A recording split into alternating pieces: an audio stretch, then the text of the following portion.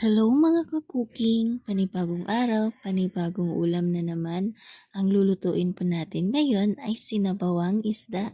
Tara, luto tayo! Ito po yung sangkap na gagamitin natin.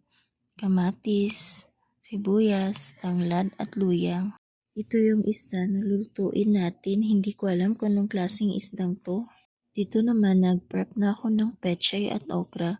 Depende na po sa inyo kung anong klaseng gulay ang inyong ilagay as long as pwede siya sa sinabawang isda.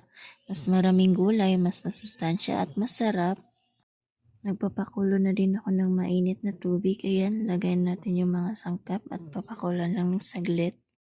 Tsaka natin ilagay ang isda, papakulan ulit, tsaka timplahan ng pangpalasa. Ilagay na din yung mga gulay, pechay, okra at talugbati. Pagkatapos ng ilang minuto, luto na po ito. Pwede nang kainin. Kain tayo! Happy cooking!